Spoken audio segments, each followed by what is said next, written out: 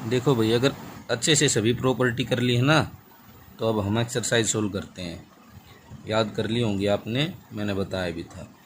अब देखो, पहला जो न्यूमेरिकल है, जो दिए हैं आपको जितने भी क्वेश्चन, जो सेकंड एक्सरसाइज है इन्वर्स ट्रिग्नोमेट्री फंक्शन की, उसमें आपको वैल्यू सोल्व करके निकालनी है भाई, सोल्व करना है इनको।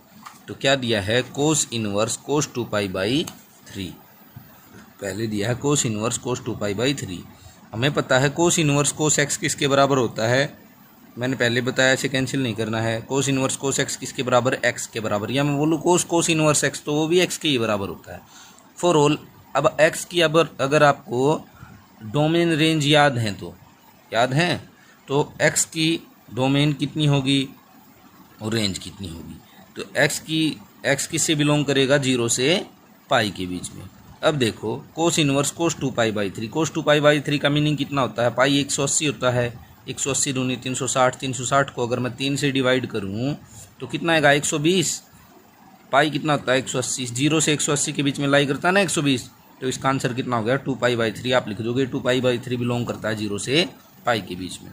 आपको ये चीज़ें बड़ी ध्यान रखनी है कि कहाँ लाई कर रहा है, इससे बिलोंग कर रहा है या नहीं। इससे बिलोंग नहीं कर रहा तो हम भाई इसको तोड़ देंगे, ऐसे तोड़ दे, जैसे पाई प्लस π/3, पाई 2π में कर लें कुछ।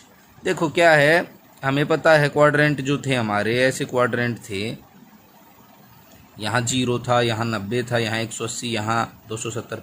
तो 90 और 270 पे जैसे कि साइन 90 प्लस समथिंग करूँगा तो साइन किस में चेंज हो जाएगा, कोस। लेकिन यहाँ कितना है, कोस इनवर्स, तो हमें कोस ही रखना हो तो मैं क्या लिखूँगा, 180 माइनस, क्योंकि 180 माइनस लिखूँगा तो कोस में ही रहेगा, फिर कोस इनवर्स से कोस कैंसिल कर सकते हैं हम, समझे ना। तो इसीलिए हम पाई या 2π के फंक्शन लगाएंगे इसमें ऐड सब्ट्रैक्ट करने के लिए।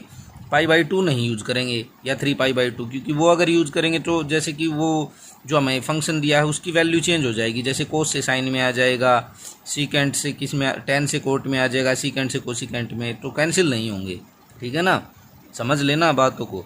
साइन इनवर्स साइन π/3 है, π/3 क्या, अब साइन की value as we know, sine inverse sine x किसके बराबर, एक्स के बराबर।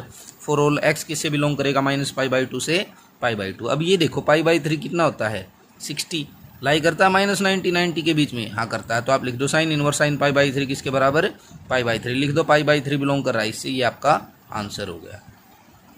थर्ड वन है, देखो साइन इनवर्स साइन 3π/5 दे दिया। ये 3π/5 का मीनिंग कितना है, 3 × 180/5, 540/5 कितना हो गया, 108। लेकिन होता कितना है साइन का, -π/2 से π/2 के बीच में, यानी -90 से 90 के बीच में। ये 108 ज़्यादा जा रहा है। अब मैं 108 को कैसे लिख सकता हूँ, वो लिखना। देखो sine inverse sine 3π/5 is equal to 3π/5 which not belong to -π/2 से π/2। तो मुझे इसको ब्रेक करना पड़ेगा। ब्रेक कैसे करूँगा, देखो अब देखो 108 को कैसे लिख सकता हूँ मैं भाई, 108 को अगर मुझे लिखना हो तो कैसे लिखूँगा, बताओ आप भाई। 108 है, कैसे लिखूँगा, या क्योंकि मैं 90 प्लस तो करके लिखूँगा नहीं, ठीक है ना, 90 प्लस तो करके लिखूँगा नहीं, तो मैं 180 पे जाऊँगा या 360 पे जाऊँगा या पाई पे जाऊँगा या 2π पे। तो मुझे पता है साइन पाई माइनस थीटा कितना होता है, साइन थीटा, तो इसको लिखूँगा साइन पाई -3π/5, साइन पाई -3π/5।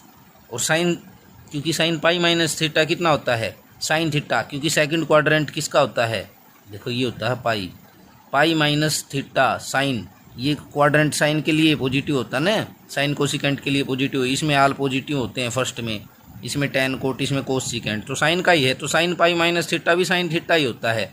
तो 3π/5 को मैं कैसे लिखूँ, तो साइन पाई -3π/5 वो कितना ही आएगा, अगर मैं ये भूल जाऊँ एक बार, साइन पाई -3π/5 कितना आएगा, sine 180 minus theta, sine theta, तो साइन 3π/5 ही होगा।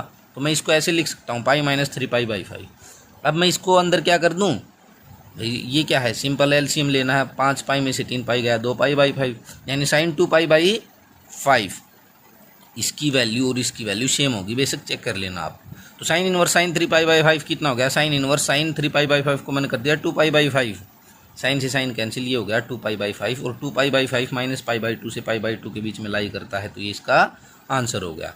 नेक्स्ट देखो, कोस इनवर्स कोस 13π/6 दे रखा। 13π/6 का मीनिंग क्या है, 13 × 180/6 390, और ये करता 0 से पाई, किससे कोस, ये आप लिख दोगे as inverse, as we know that cos inverse cos x होता है, एक्स होता है 0 से पाई, यानी 0 से 180, लेकिन ये कितना है 390। अब 390 को या तो मैं 180 प्लस समथिंग करके लिखूँ या 180 माइनस, या मैं लिखूँ, क्योंकि 180 और 360 पे वैल्यू चेंज नहीं होती, आपने क्वाड्रेंट में मैंने बता दिया।